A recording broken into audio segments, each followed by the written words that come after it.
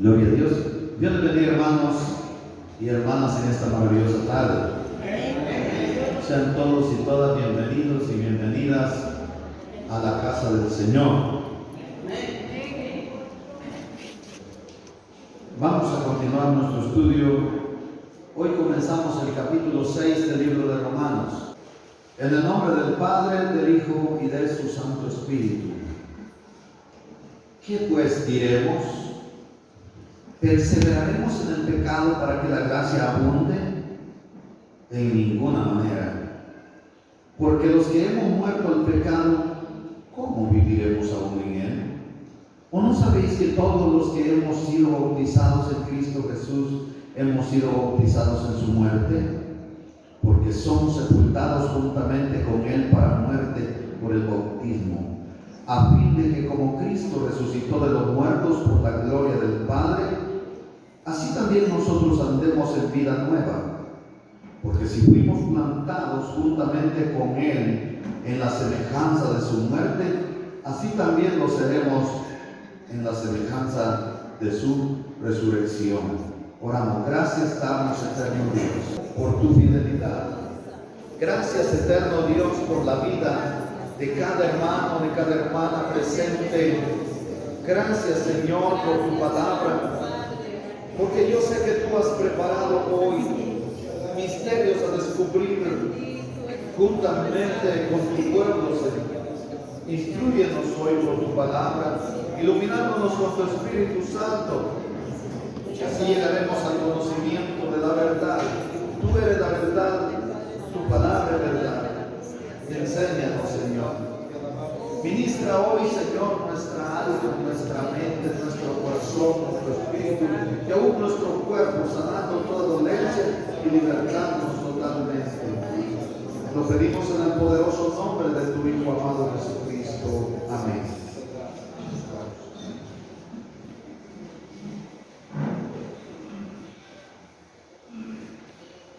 En este capítulo encontramos la identificación con Cristo como base de la santificación. Dicho en otras palabras, la obediencia a Cristo es la experiencia de la santificación.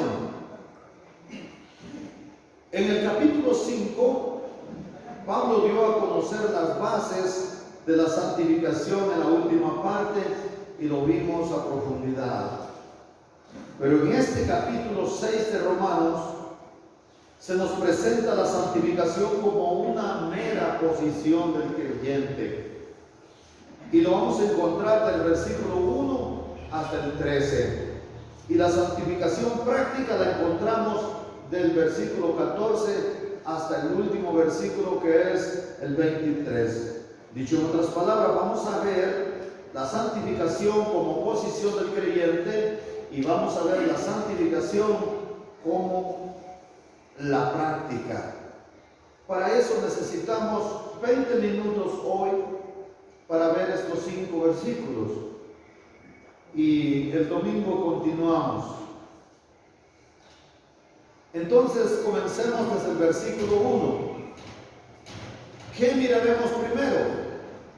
Si del versículo 1 al versículo 13 encontramos la santificación como posición del cristiano o del creyente, entonces eso es lo que vamos a ver a partir del versículo 1. ¿Lo tienen? Amén. Amén. ¿Qué pues diremos? Es una pregunta, ¿verdad? Amén. Pero otra interrogante encontramos a continuación. ¿Perseveraremos en el pecado para que la gracia abunde? Quiero recordarles que los primeros 5 capítulos de la carta a los romanos se trató el tema sobre el pecado y Pablo expone los hechos o las circunstancias en que ubican al hombre y a la mujer también como mero pecador. ¿Cómo lo hizo? Mirando a la vida en su estado original y real. Cuando estudiamos verso por verso, determinamos lo que Pablo había concluido el hombre es pecador. No había necesidad de probar nada. No estaba ni siquiera tratando de probarle al hombre que era pecador. Estaba sencillamente exponiendo que el hombre es pecador por naturaleza. Es pecador por imputación. Es pecador por realización o por ejecución de actos o de hechos pecaminosos. Entonces, esa es la conclusión. El hombre y la mujer están bajo pecado. Pero cuando llegamos al capítulo 6, algo sorprendente encontramos aquí. Pablo deja de exponer y ahora de manera argumentativa dice o nos enseña como diciendo: después que has visto la maravillosa obra de la salvación de Dios para la humanidad mediante Jesucristo, ¿qué es lo que tienes que decir? ¿Qué pues diremos? Oiga, de una manera argumentativa, ya no más una exposición. Es un interrogante y es argumentando. ¿Qué pues diremos? ¿Qué puedes decir tú acerca de esta salvación tan grande? Dicho en otras palabras, conociendo la condición en que te encontrabas antes y conociendo el privilegio que ahora tenemos. Es decir, somos salvos. ¿Qué pues diremos?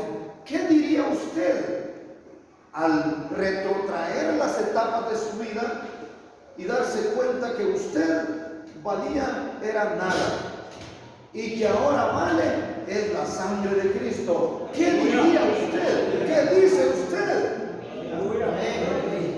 Oiga, me gusta. Unos dijeron aleluya, otros dijeron gloria a Dios. ¿Qué otra respuesta puede haber? Alabado sea Dios. Gracias a Dios. Denle fuerte el aplauso.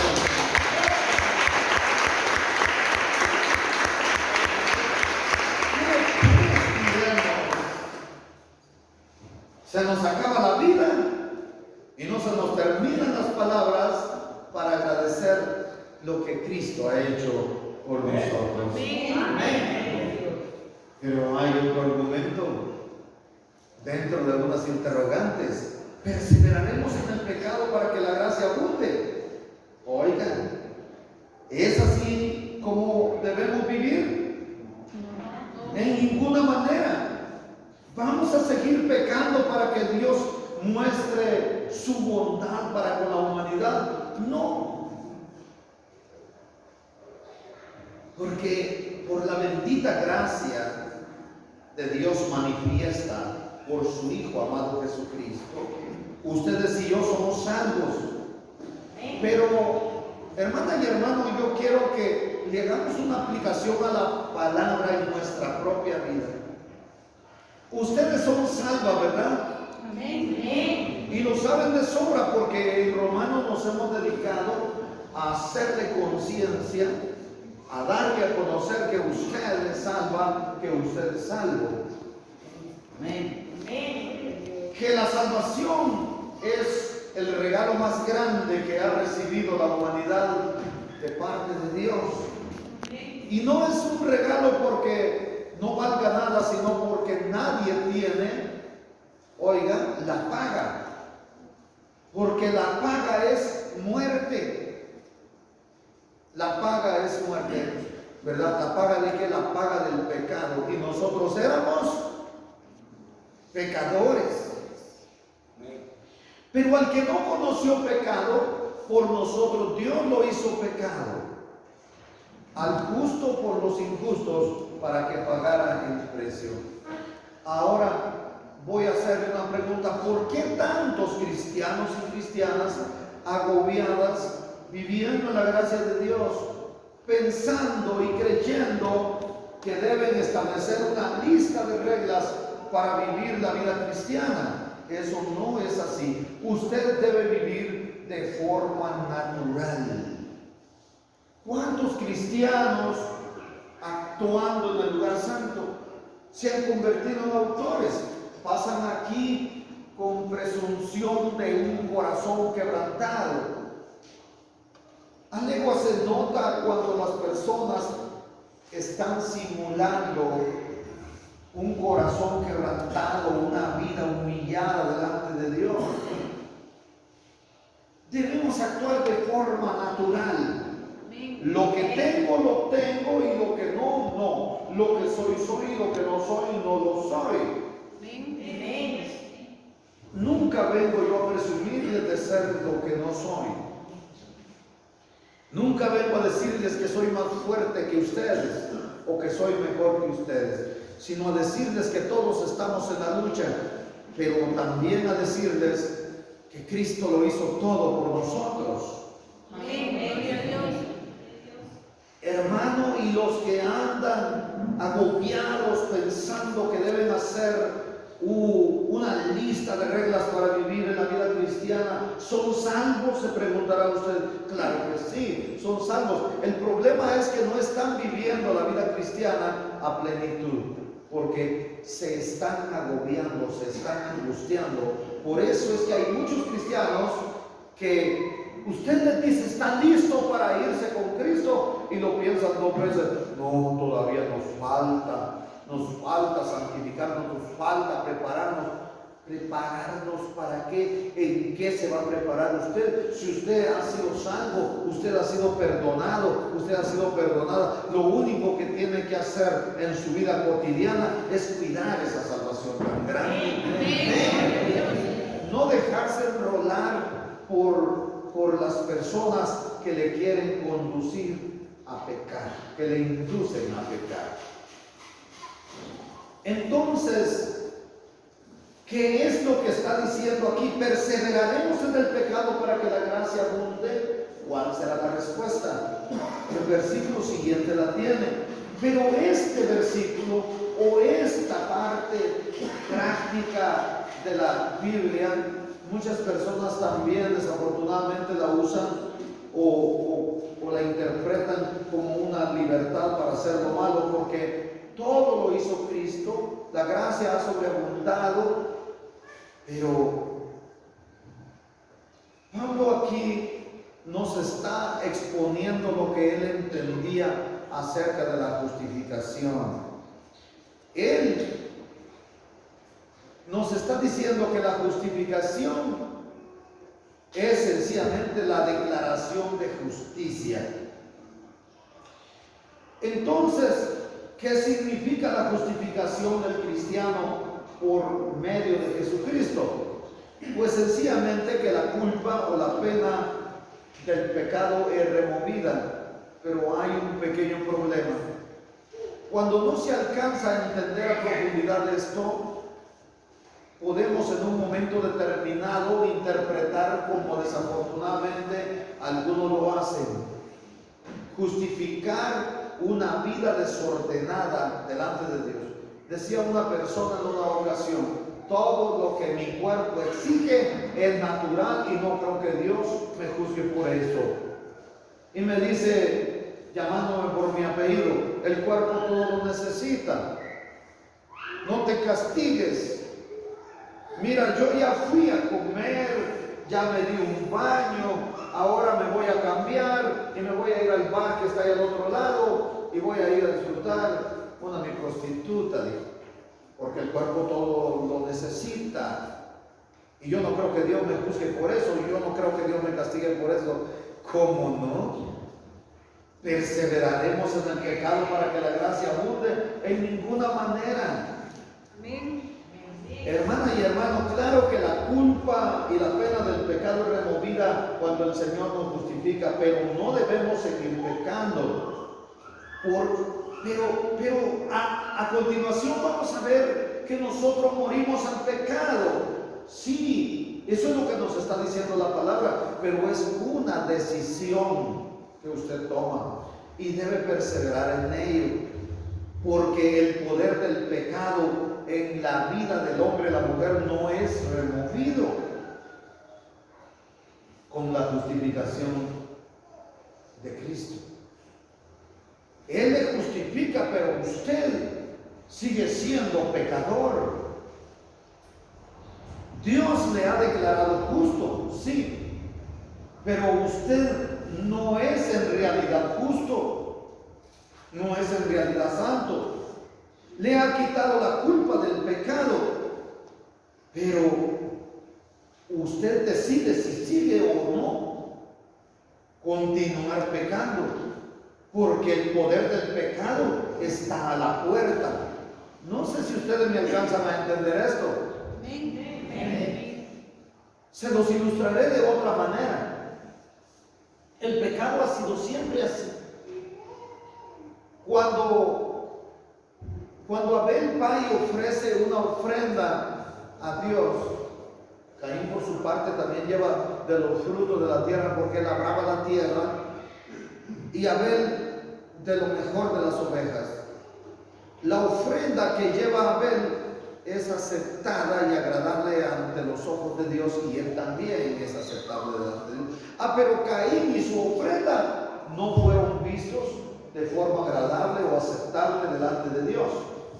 Entonces Caín está cabizbajo, está enojado, está enfadado, está con envidia de su hermano, tanto que desea matarlo. Dios lo ve y le habla, porque nadie cae en una tentación o en un pecado sin que antes Dios le hable en una o en otra manera. Se puede decir que nadie se va a un precipicio sin que no vea un rótulo que dice alto.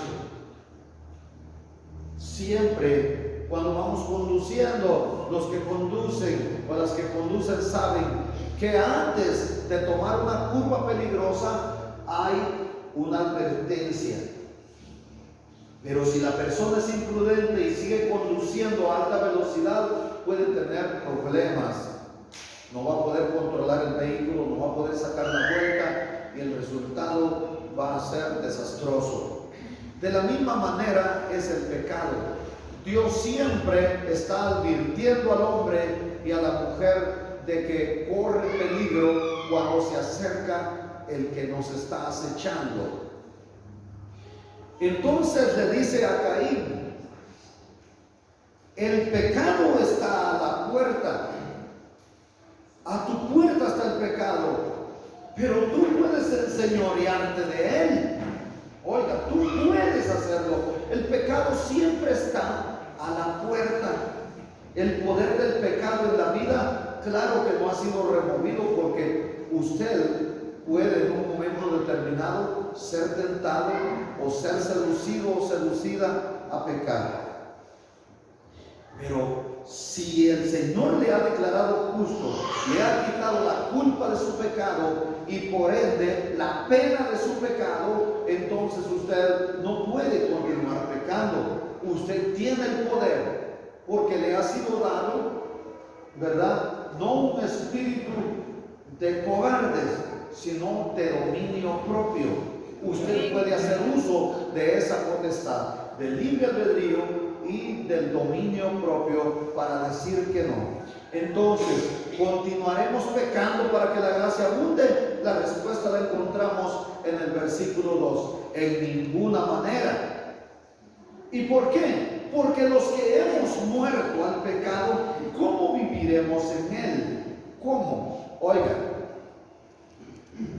nadie puede vivir en un cuerpo muerto, ¿verdad que no? ¿O sí? ¿Ustedes vivirían como un muerto? No, en ninguna manera. Aparte de que ustedes morirían también. Este versículo 2 nos proporciona la respuesta directa de Dios a esa pregunta de que si cuando uno es salvado por medio de la gracia del Señor puede perseverar en el pecado o no. Este versículo nos da una respuesta taxativa, una respuesta directa, una respuesta respuesta clara, una respuesta concreta. En ninguna manera, porque los que hemos muerto al pecado no podemos vivir más en el pecado. Y entonces nos hace otra pregunta en el versículo 3. ¿O no sabéis que todos los que hemos sido bautizados en Cristo Jesús hemos sido bautizados en su muerte? Es otra pregunta. Pero quisiera compartirles cómo está escrito en otra versión o en otra traducción. Escuchen, ¿no sabéis que al quedar unidos a Cristo Jesús por el bautismo, quedamos unidos a su muerte? Oye lo que dice esta versión. De tal manera que cuando estamos discipulando a los hermanos que van a ser bautizados, casi siempre les hablamos de este versículo. ¿Y qué es lo que le enseñamos en el discipulado del bautismo? Que el bautismo significa muerte, entierro y resurrección. Y una de las bases que usamos es este versículo. ¿O no sabéis que todos los que hemos sido bautizados en Cristo Jesús hemos sido bautizados en su muerte? Pero, hermana y hermano, quiero que usted hoy medite conmigo en este versículo y razonemos que si vemos aquí solamente el bautismo en las aguas, entonces este mismo versículo pierde su sentido. Nosotros todos creemos en el bautismo en las aguas y sabemos que la inmersión en el agua se expone mejor lo que aquí se está enseñando, pero en realidad Pablo no estaba hablando solo del bautismo en las aguas en este versículo o precisamente en esta sección. Lo que estaba hablando era sobre la identidad del cristiano con Cristo Jesús. Amén. Es decir, que el pensamiento aquí es más profundo de lo que se puede ver superficialmente. Así que en Romanos 6:3, la palabra bautismo habla de una identificación con Cristo y no como la palabra pacto o bautizo, que viene del griego, que significa sumergir totalmente. Lo usaban los griegos esta palabra para referirse a cuando pintaban una prenda, por ejemplo, hervían el agua, le ponían el tinte y la prenda debía ser sumergida totalmente. O también se refería cuando había un recipiente grande con agua y había que ir a sacar agua con un recipiente más pequeño. Para que pudiera llenarse era necesario sumergir totalmente el trasto más pequeño, y hasta el día de hoy es así, pero ellos lo usaban para referirse a esta actividad, ¿verdad? Que había que sumergir totalmente, lavar totalmente, mojar totalmente. Aquí cuando se habla del bautismo, es más grande lo que está hablando aquí Pablo. Es la identidad del cristiano con Cristo. Es decir, fuimos bautizados o identificados con Cristo en su muerte. Es decir, cuando Cristo murió hace cerca de 2000 años, fuimos identificados con Él en su muerte. ¿Cómo puede ser esto?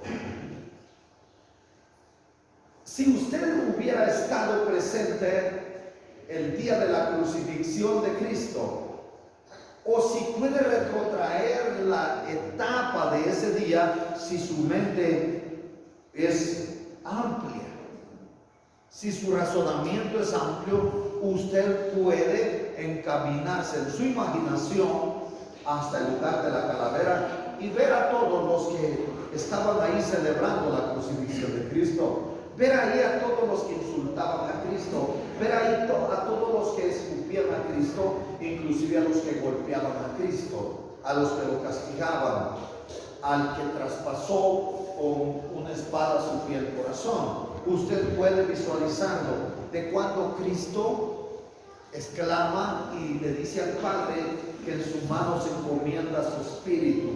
Él entrega el espíritu a Dios que lo dio. Pero usted se debe identificar con Él. Si usted lo imagina ahora, y si no lo imagina, debe saberlo, porque la Biblia lo dice. Aquí lo estamos leyendo, que usted se identifica con Cristo en su muerte. ¿Cómo lo hace? Pensando y sabiendo que Cristo hizo ese sacrificio, pero que Él no era culpable. ¿Quién era en realidad el culpable? Claro, ustedes y yo. Cuando vemos desde este punto de vista la muerte de Cristo, entonces nos identificamos con Él. Es decir, Él murió, pero Él no era culpable. El culpable era yo. Entonces Él murió por mí. Me identifico con Él y entonces, pues, recibo este beneficio. Sé que todos los que hemos sido bautizados en Cristo también lo fuimos en su muerte. Entonces me identifico con Él. Mi pecado, el pecado de ustedes, oigan, le fue atribuido a Él. Al que no conoció pecado, por nosotros los pecadores, Dios lo hizo pecado. Amén. El justo por los injustos. Yo era injusto, pero Él, el justo, pagó el precio de mi injusticia para que yo sea justificado por Él. Así que en ese sentido fuimos identificados con Cristo. Y Pablo nos amplía este pensamiento o esta idea en el siguiente verso. Podemos leerlo y aquí está netamente claro. Porque somos sepultados juntamente con Él para muerte por el bautismo, a fin de que como Cristo resucitó de los muertos por la gloria del Padre, así también nosotros andemos en vida nueva. ¿Se dan cuenta?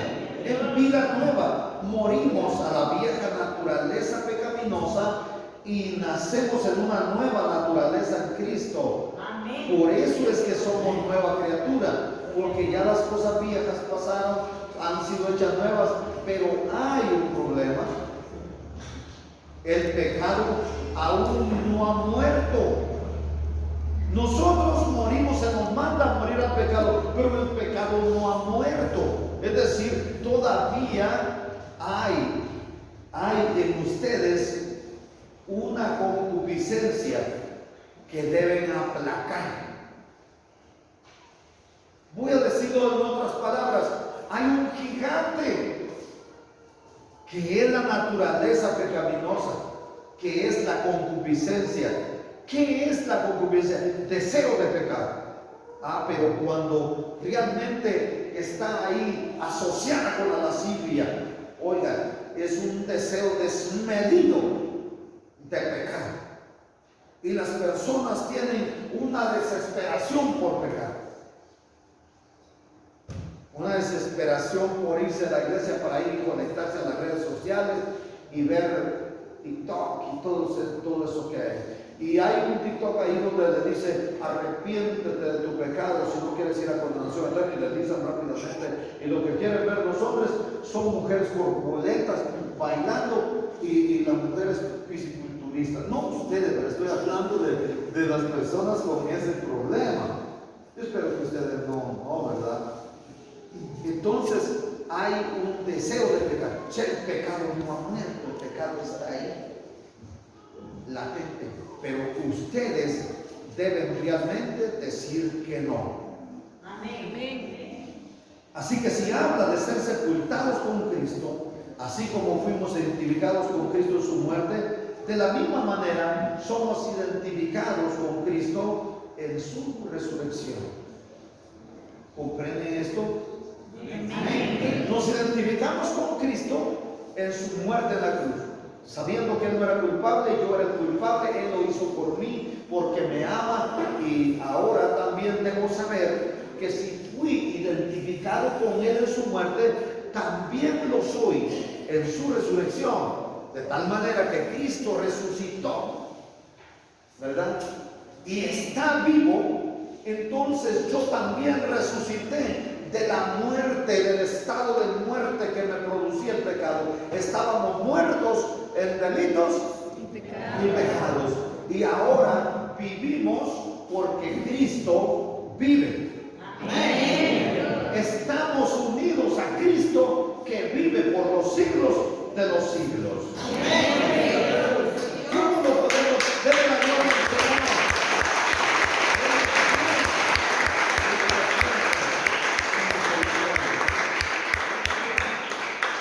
¿Cómo lo podemos explicar en otras palabras? Bueno, pues los pecados de ustedes, los de ustedes y los míos, ya han sido juzgados, pero no en mi persona, no en la persona de ustedes, sino en la de Cristo. Porque así como la justicia de Cristo nos fue imputada, nos fue atribuida, entonces el pecado de nosotros le fue imputado a Cristo en la cruz, le fue atribuido a Cristo, y Él pagó el precio. ¿Por qué usted debe estar frustrado o frustrada por lo que hizo antes? Bueno, no hay razón. Usted es libre. Amén. Al que el Hijo libertare. No, pero no me lo digan así. Libre.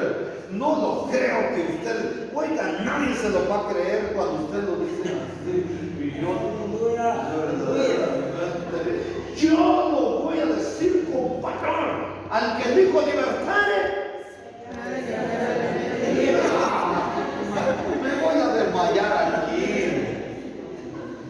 No, pero yo no sé si ustedes se lo creen. ¿Son libres ustedes? Entonces, al que dijo libertare, otra vez. Al que dijo libertare, no, será verdaderamente libre, dicen ustedes. Es verdaderamente libre. Es en tiempo presente, es en carne propia. ¿Quién es ese que es verdaderamente libre? Soy yo. Son ustedes. Son ustedes. Entonces, ¿por qué no actúan como líderes? ¿Verdad? Ustedes están haciendo la de un elefante. Que oiga, lo ataron por 7 años. Oiga, de una maneta. Y lo ataron con una cadena a un poste de hierro. Y entonces le daban al elefante manías. Y él con su moco, ¿verdad? Le daban un zacate, un su paso de sandía.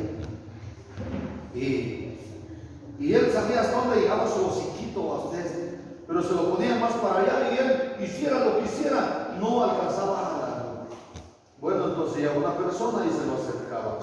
Llega el momento que él ya sabía hasta dónde llegaba, y aunque le pusieran sandía, banano y todo allá, ya él ya lo intentaba. Él solo hasta donde llegaba, ya tenía marcada su línea. Pero al pasar los 7 años, soltaron al elefante. Y le ponían la comida hasta donde llegaba cuando estaba atado, y él se la comía sin ningún problema.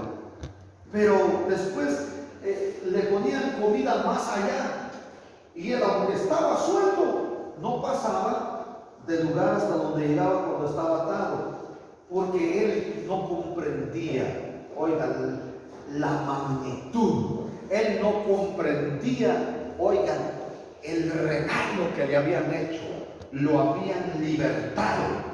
Así les entiendo yo a ustedes, el que Cristo ha libertado es verdaderamente libre, no como el elefante, algún día seré libertado y me comeré aquel pedazo de sandía. Y ya estaba libre. ¿Cómo es posible que ustedes lo miren a futuro? Ustedes tienen que ver esa libertad en tiempo presente, en vida propia, porque ustedes son verdaderamente libres.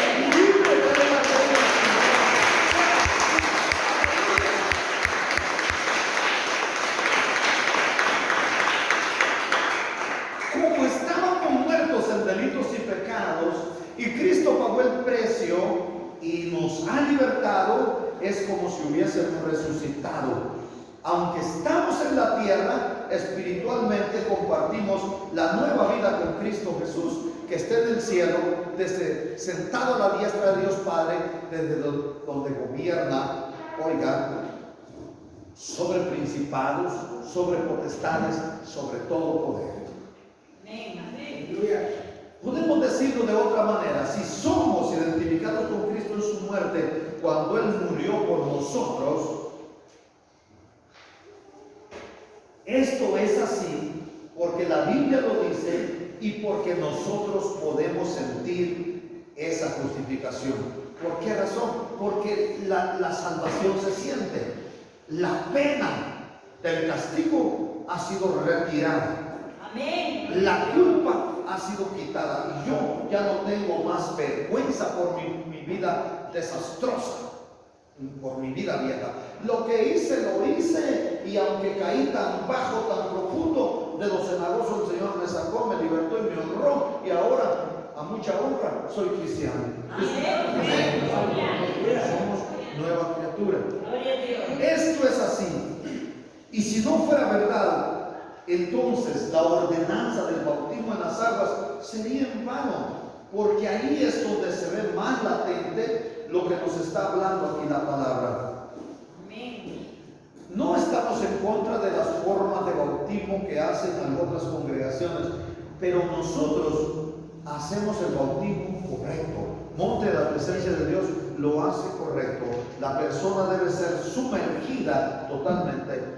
Y es muy importante que los que no son bautizados procuren su bautismo en las aguas. Las personas que tienen, oiga, mayor de 12 años o 12 años en adelante, las personas que ya vinieron a los pies de Cristo y que deben estar netamente casados con su pareja, ya pueden optar al bautismo. Y de hecho, hermano secretario, ya debería de tenerme un listado ahí de las personas que quieren ser doctrinadas para bautismo.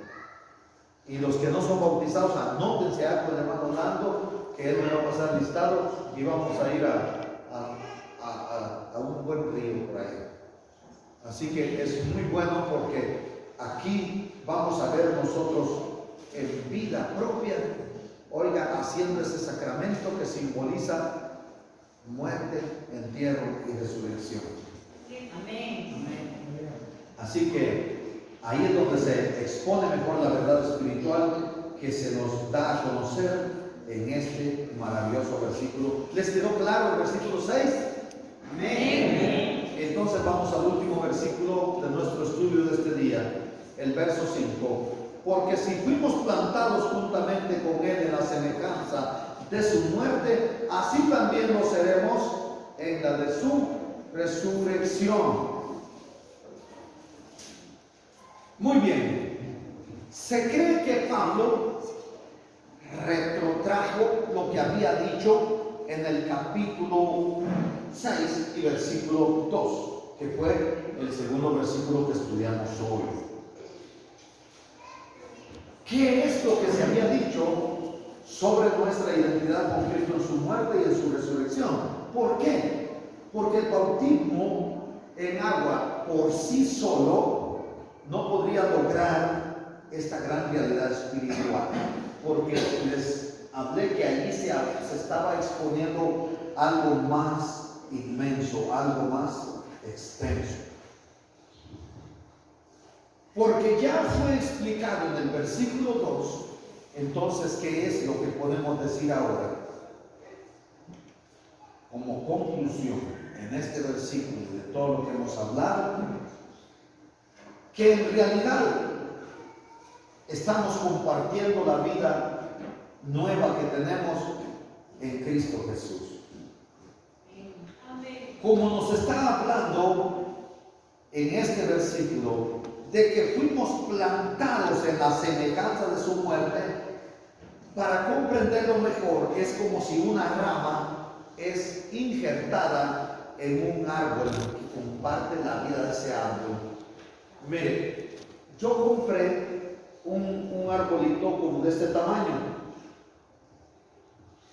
Cuando vi así en el tronco traía un nudo y me di cuenta que en realidad cortaron el árbol original e insertaron la rama que querían que creciera en ese tronco, en ese tallo y diera fruto.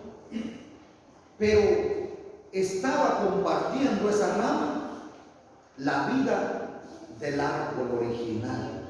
Así la vida de Cristo ahora es la vida nuestra. Compartimos la vida nueva en Cristo Jesús. Por eso dice Él, sin mí nada podéis hacer. Separados de mí, nada podéis hacer. Porque Él dice, yo soy la vid verdadera y vosotros, traducido es, yo soy el tallo, yo soy el tronco del árbol y ustedes son las ramas. Y las ramas separadas del tallo no pueden dar fruto. Así que eso somos nosotros, en vida nueva, insertados en Cristo Jesús. Denle la gloria al Señor.